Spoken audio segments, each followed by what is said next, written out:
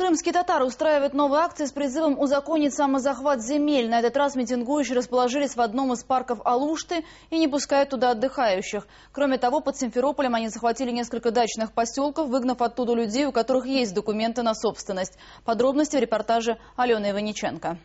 Небольшой парк в самом центре Алушты. Еще вчера здесь резвились детишки и гуляли с колясками молодые мамы. Сегодня вместо зоны отдыха – поляна протеста национального движения крымских татар. Говорят, здесь святое место. И пока оно пусто, надо строить мечеть. Вот здесь вот сейчас, где вот вон деревья. Тут кладбище было, ну все развалили, там ничего не осталось. Археологическая экспертиза показала, что в этом сквере никогда не было ни минарета, ни кладбища. Строительство в курортной зоне горсовет не разрешил. Нам отказывали, поэтому мы вынуждены были, как бы без всякого разрешения, занять этот клочок земли. Будем сами здесь восстанавливать.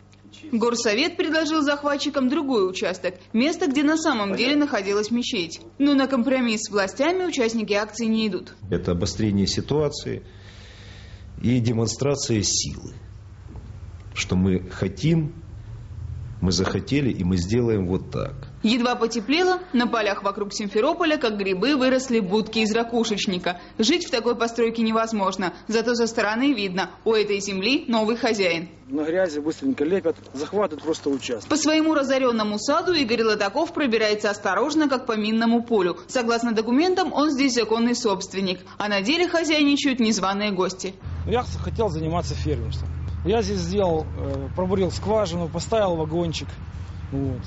Но у меня вагончик разбили, оттуда выкинули. Мои обращения неоднократные и в суд, и в милицию, и в прокуратуру ни к чему не привели. Та же проблема у всех соседей Игоря. После расформирования колхоза здесь получили участки бывшие работники хозяйства.